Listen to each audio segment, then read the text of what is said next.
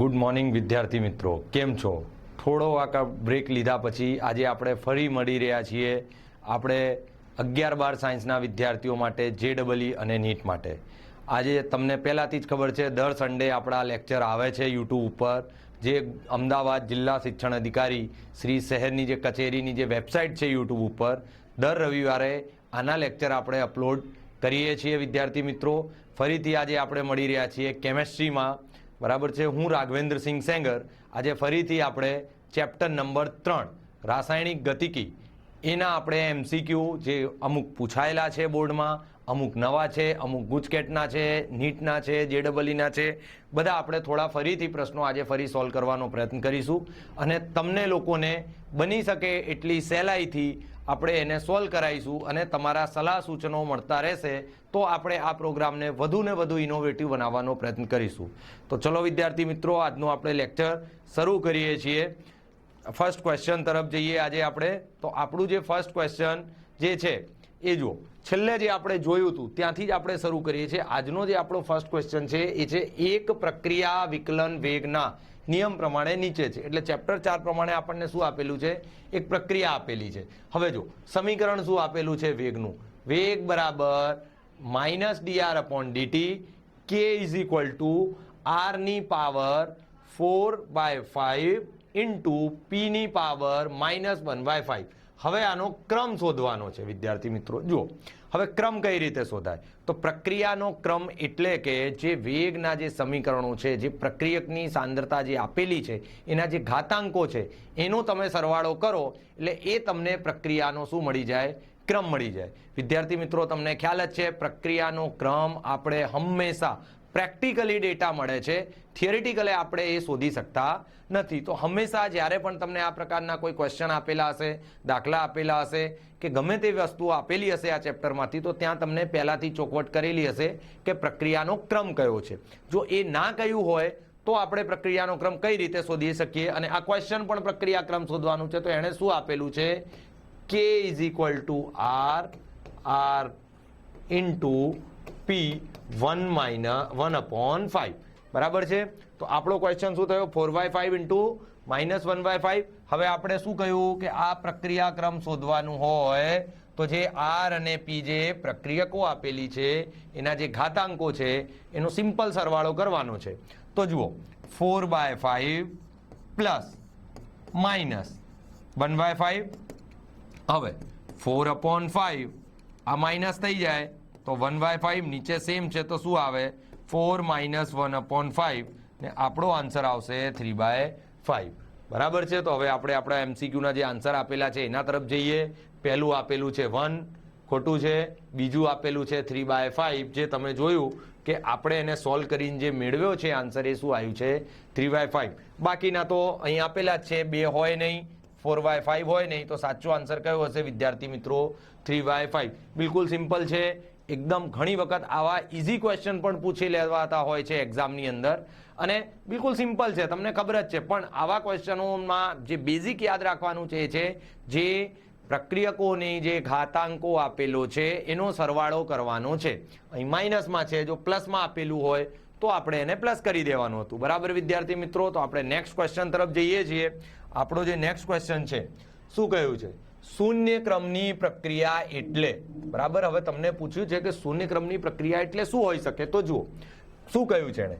પ્રક્રિયા વેગ બરાબર 0 હોય તેવી પ્રક્રિયા. તો પહેલા આપણે એ સમજીએ કે શૂન્ય ક્રમની પ્રક્રિયા એટલે શું. તો પહેલો ક્વેશ્ચન આપણે શું જોયું? પ્રક્રિયા વેગ બરાબર r અને શૂન્ય ક્રમની પ્રક્રિયા એટલે એનું પાવર શું થઈ જાય? 0. n આપણે મૂકીએ છીએ તો n = જે ક્રમની પ્રક્રિયા હોય, હમણાં જ આપણે આની પહેલાનો ક્વેશ્ચનમાં જોયું કે જે ઘાતાંકો હોય એ આપણે ક્રમની પ્રક્રિયા કહેવાય. અહીં આપણે શું આપેલું છે? શૂન્ય ક્રમની પ્રક્રિયા આપેલી છે. તો શૂન્ય ક્રમની પ્રક્રિયા માટે વિદ્યાર્થી મિત્રો આપણે આ બને. હવે જો પહેલું શું કહે છે? પ્રક્રિયા વેગ બરાબર 0 હોય તો આની જે સાંદ્રતા હશે તો 0 તો ના જ મળે. બરાબર છે કે નહીં? છેલ્લે આ પ્રક્રિયા પ્રમાણે શું થઈ જાય? પ્રક્રિયા વેગ = આની પાવર જે હોય તો 1 મળે. તો પહેલો આન્સર તો પોસિબલ જ નથી. બીજો શું છે? 0 કે તાપમાને થતી પ્રક્રિયા.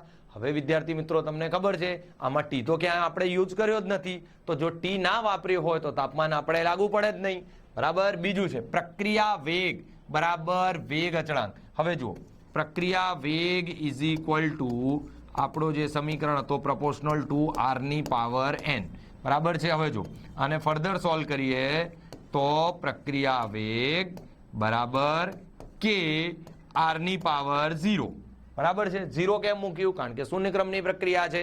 હવે આની ગમે તેની પાવર 0 હોય તો પ્રક્રિયા વેગ એટલે શું મળે વિદ્યાર્થી મિત્રો? આપણને કે, બરાબર છે. આ આપણું આવી ગયું આન્સર, તો આપણને આન્સર મળ્યું કે. હવે જુઓ પ્રક્રિયા વેગ બરાબર વેગ અચળાંક કે હોય તેવી પ્રક્રિયા, તો આપણે સાબિત કરી દીધું, બરાબર છે. તો આન્સર આપણો આમાં શું હશે? સી હશે. પ્રક્રિયાનો જે આ ચેપ્ટર છે એમાં સૌથી વધારે ક્વેશ્ચનો પ્રક્રિયા વેગ પરના જ પૂછાતા હોય છે, બરાબર છે. શૂન્ય ક્રમની પ્રક્રિયા છે, પ્રથમ ક્રમની પ્રક્રિયા છે, અમુક આમાં માત્રક પૂછાતા હોય છે, જેના પણ આપણે એક બે પહેલા બી સોલ્વ કરેલા છે એમસીક્યુ જૂના લેક્ચરમાં, અને આજે વિદ્યાર્થી મિત્રો હજી પણ એક બે એમસીક્યુ આપણે સોલ્વ કરીશું. પણ બિલકુલ ઇઝી કોન્સેપ્ટ છે આ ચેપ્ટરનું. ફિઝિકલ કેમેસ્ટ્રીનું આ જે ચેપ્ટર છે એમાં નાનું ચેપ્ટર છે, એની થિયરી બહુ સહેલી છે. જો તમે એના ડેરિવેશન સારી રીતે તૈયાર કર્યા હશે તો એ ડેરિવેશન પરથી તમે શું કરી શકશો? ઇઝીલી ક્વેશ્ચન સોલ્વ કરી શકશો.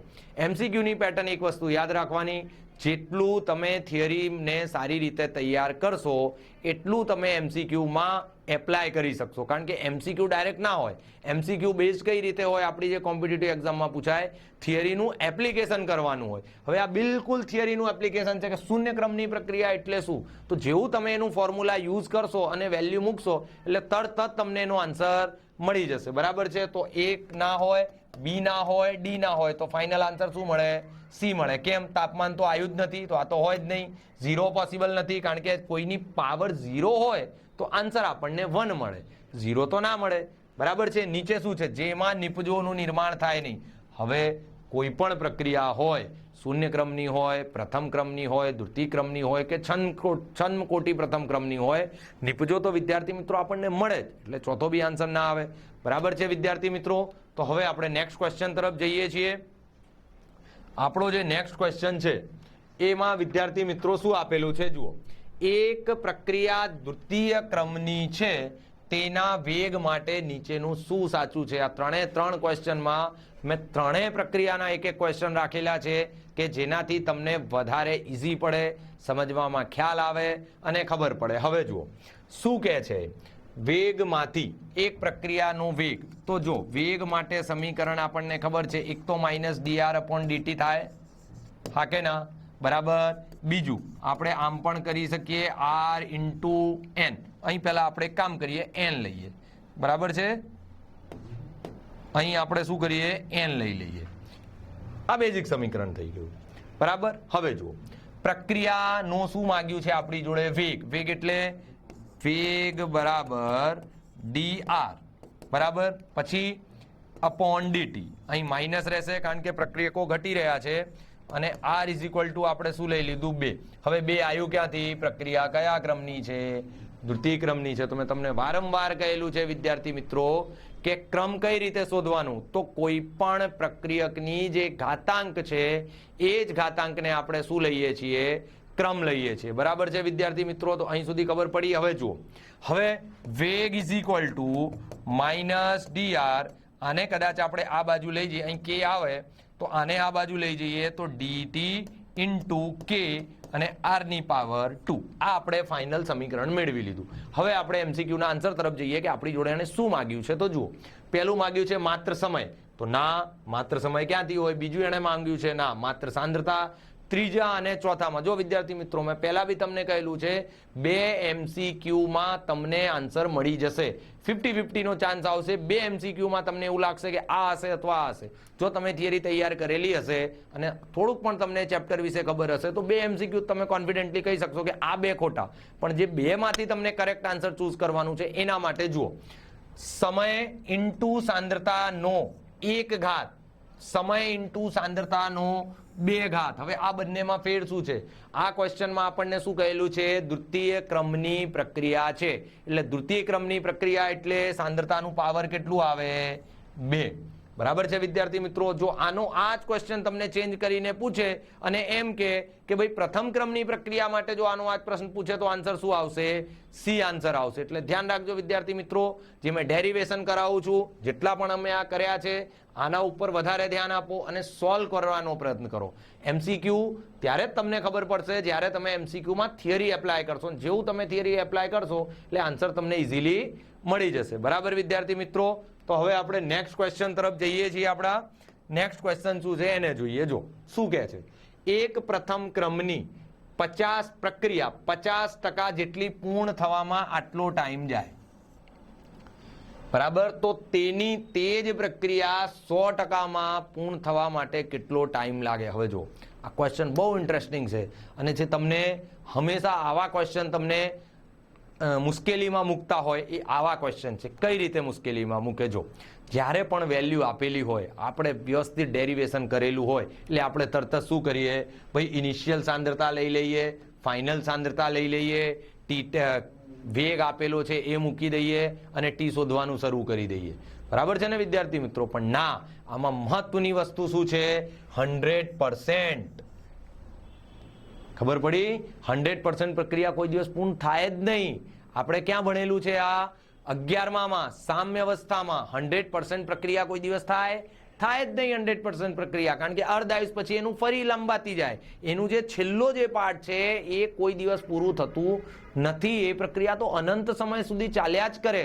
કોઈ પણ પ્રક્રિયા એક પર્ટિક્યુલર ટાઈમ ઉપર પૂરી થતી નથી. આવા ક્વેશ્ચન જે કહેવાય છે એ તમને થોડું તમારું જે થિયરી નોલેજ છે, જે બીજા ચેપ્ટર ઉપરની ગ્રીપ છે, એ આવા એમસીક્યુ તમારી જોડે માગે છે. સિમ્પ્લિફાઈ જો તમે જોશો તો આપણને એવું જ લાગે કે સાહેબ તમે પહેલા બી કરાયેલા છે આવા ક્વેશ્ચનો. અહીં આપણને ટી આપેલું છે, આ આર 0 થઈ ગયું, આ આર થઈ ગયું અને શું આપેલું છે? કે જ શોધવાનું છે ને સાહેબ? મૂકી દો સૂત્રમાં, પ્રથમ ક્રમની પ્રક્રિયા છે, હમણાં મળી જશે. પણ ના, કેમ નથી મળતું? કારણ કે આ જે મેન આપણા માટે જે છે એ શું છે? એ આ છે 100%. કોઈ પણ દિવસ કોઈ પણ પ્રક્રિયા 100% પૂર્ણ થાય નહીં. એટલે આ બી ખોટું, આ બી ખોટું, આ બી ખોટું, કારણ કે આમાં મેથેમેટિકલ કેલ્ક્યુલેશન કરવાનું જ નથી. પ્રથમ ક્રમની પ્રક્રિયા 100% પૂર્ણ નહીં જ થાય. એ ક્યાં સુધી ચાલશે? અનંત સમય સુધી ચાલશે વિદ્યાર્થી મિત્રો. બરાબર છે?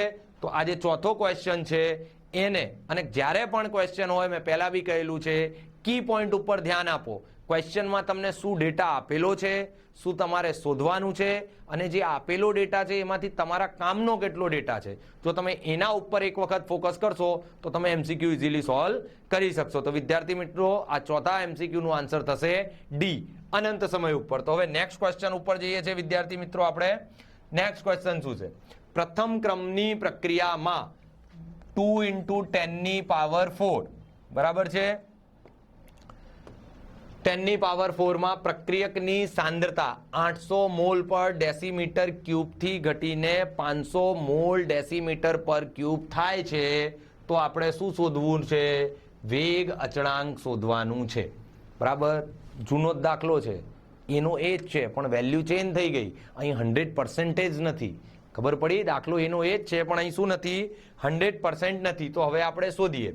વેગ અચળાંક શોધવા માટેનું આપણું સૂત્ર શું છે?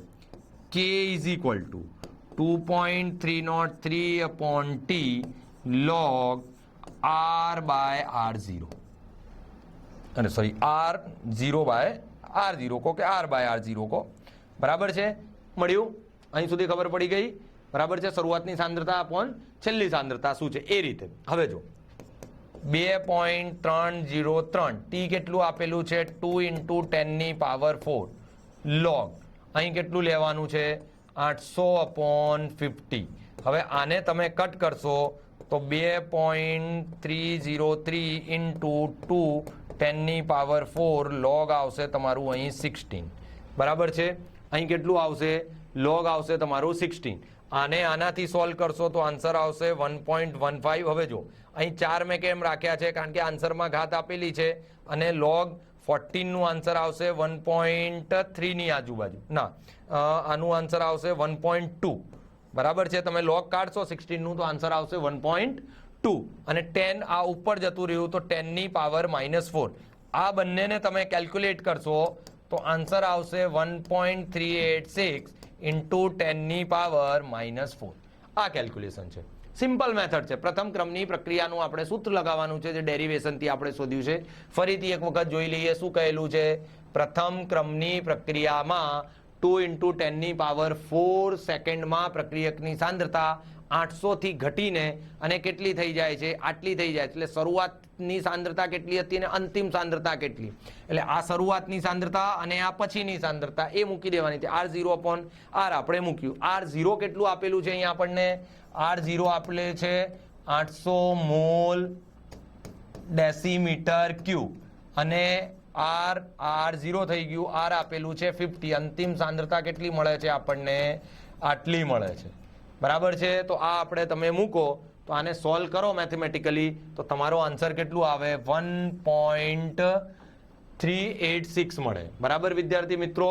તો આમાં જુઓ, આ બી ના મળે, આ બી ના મળે, આ બી ના મળે. ફાઇનલ આન્સર શું મળે આપણને પાંચમા ક્વેશ્ચનનો?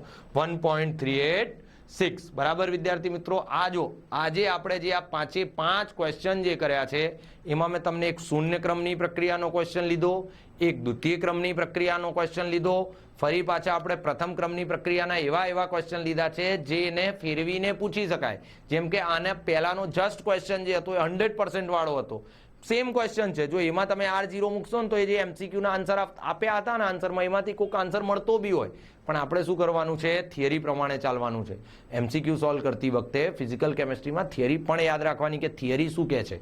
બરાબર છે વિદ્યાર્થી મિત્રો? તો હવે આપણે નેક્સ્ટ ક્વેશ્ચન તરફ જઈએ છીએ. આજના નેક્સ્ટ ક્વેશ્ચન શું કહે છે આપણો એ જોઈએ. તો જુઓ, પ્રથમ ક્રમની પ્રક્રિયામાં પ્રક્રિયકની સાંદ્રતા 0.5 ની હોય તો પ્રક્રિયાનો વેગ આટલો, તો આપણે અર્ધ આયુષ્ય શોધવાનું છે. બરાબર છે?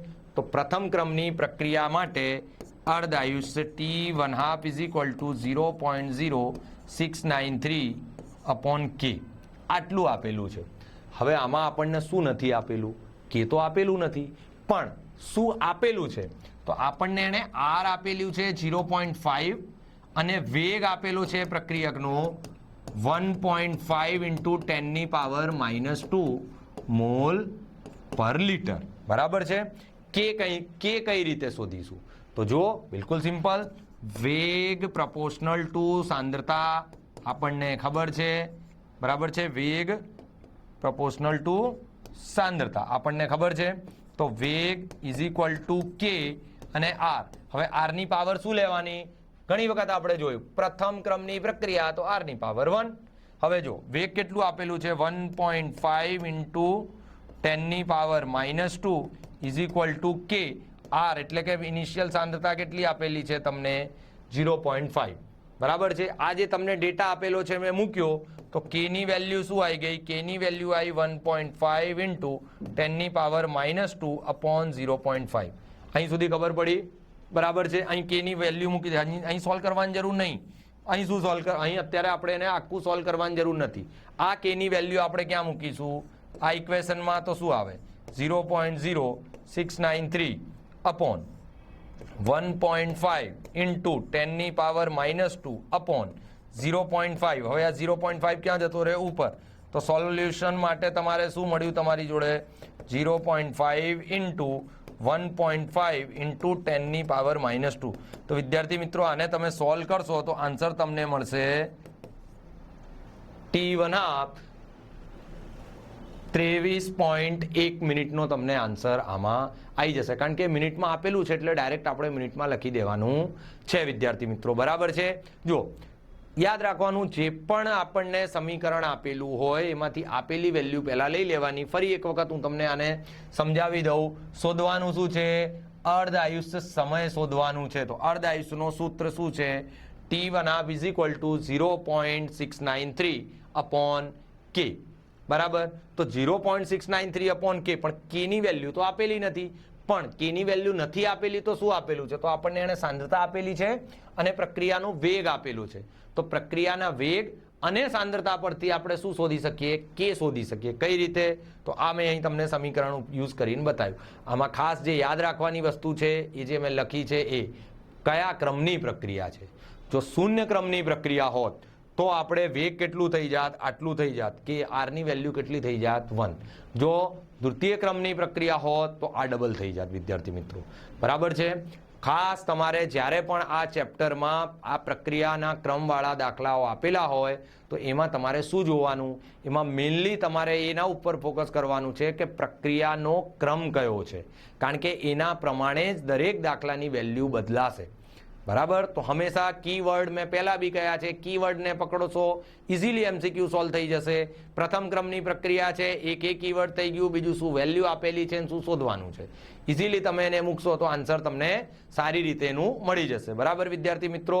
તો હવે આપણે નેક્સ્ટ ક્વેશ્ચન તરફ જઈએ છીએ. આજના શું છે નેક્સ્ટ ક્વેશ્ચન એ જોઈએ. જુઓ, જ્યારે પ્રક્રિયકની પ્રારંભિક સાંદ્રતા બમણી કરવામાં આવે તો શૂન્ય ક્રમની પ્રક્રિયાનો અર્ધાયુષ્ય સમય શું થશે?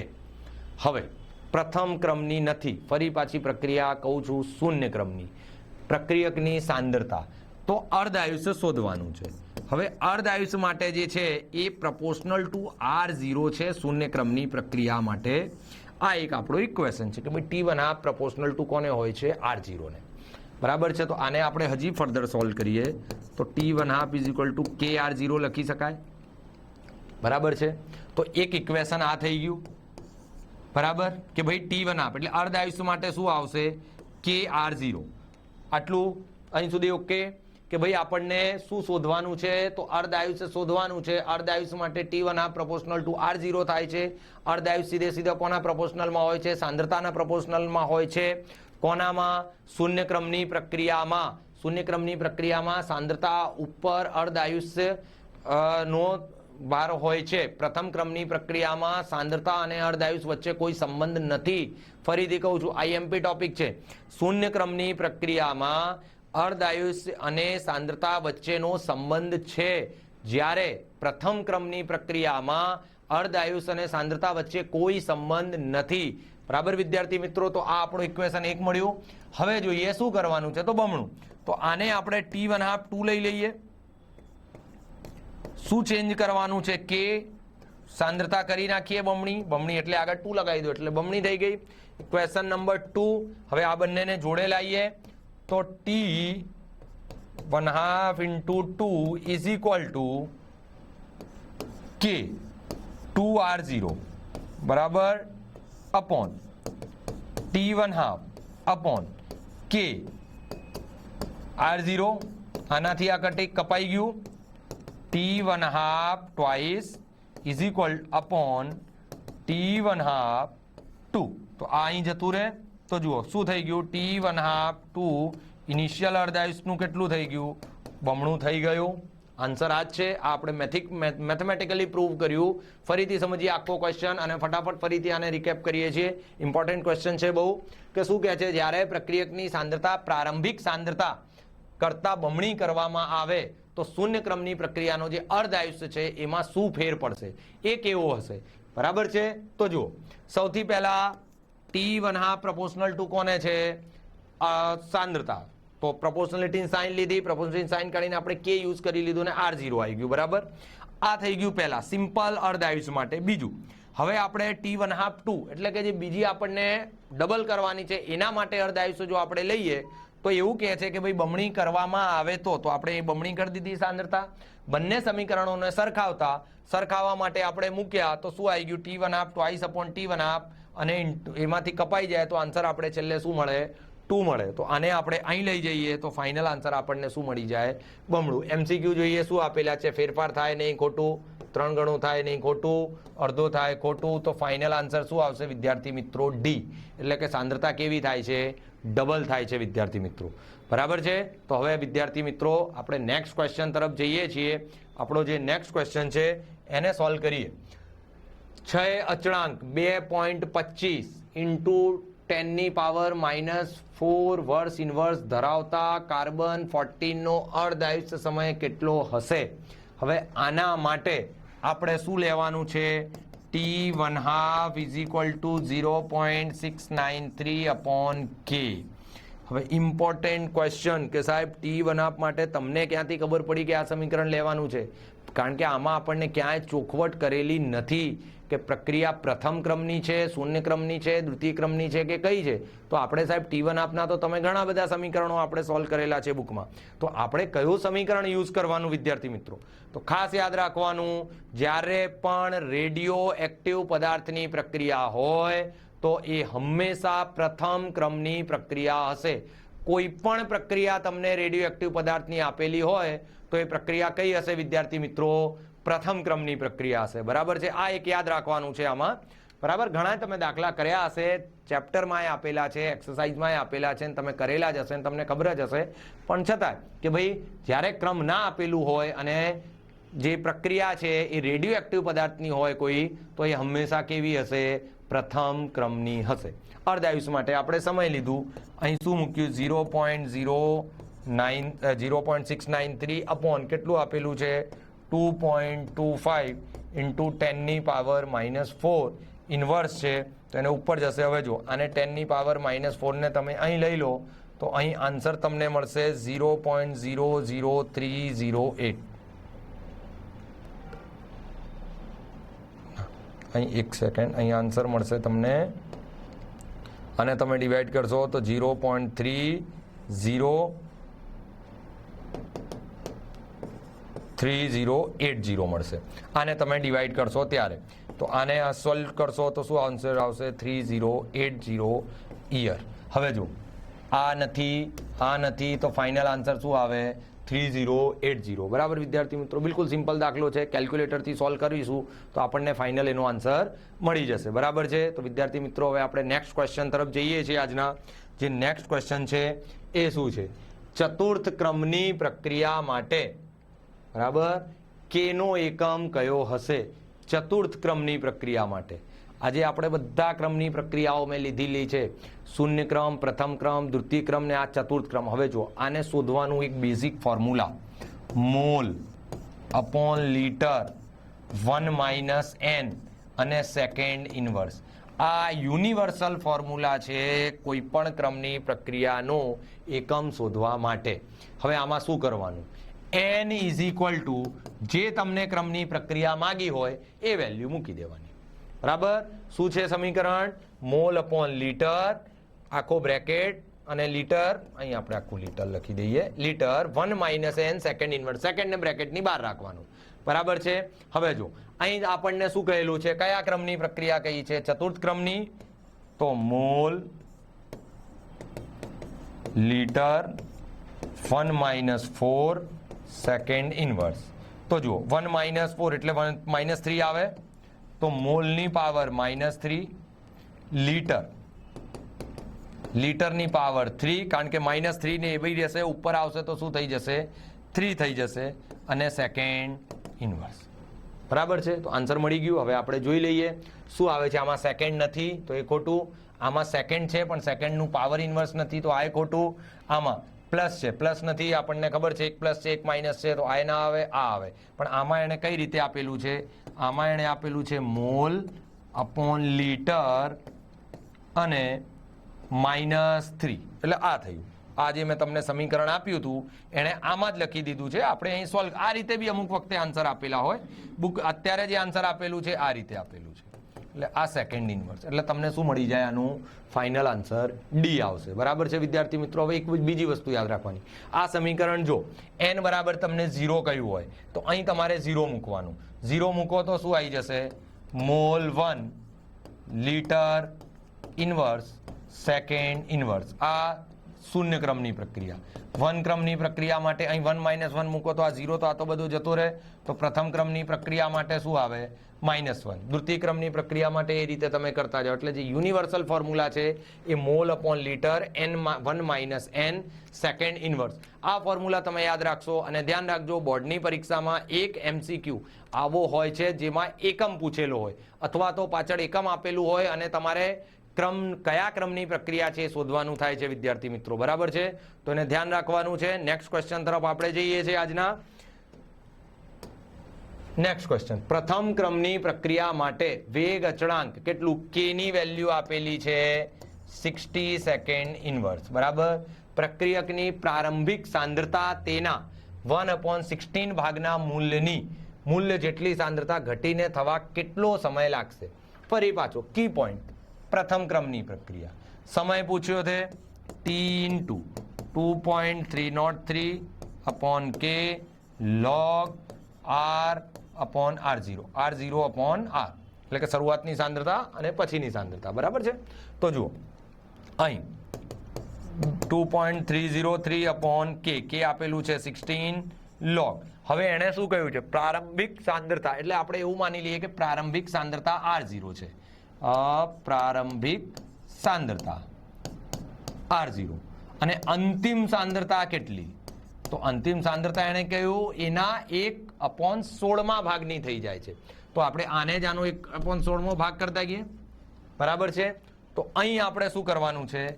r0 upon 16, r થી r કપાઈ ગયું, આ ઉપર જતું રહે, તો 2.303 upon 60 into log 16 કાઢશો તો હમણાં જ આપણે પહેલા બી કાઢ્યું છે 1.2 ની આસપાસ આવશે, અને તમે સોલ્વ કરશો તો તમારો જે આન્સર છે એ આવશે 1.6 into 10 power -2. તો આ તમને વિદ્યાર્થી મિત્રો આની સાંદ્રતા મળી જશે, બરાબર છે? તો વિદ્યાર્થી મિત્રો આજે આપણે આ ચેપ્ટરના 10 MCQ સોલ્વ કરેલા છે. અમુક MCQ બોર્ડમાં પૂછાયેલા છે, અમુક નીટમાં, JEE-માં, ગુજકેટમાં, બધા MCQ મેં થોડા કરીને લીધેલા છે.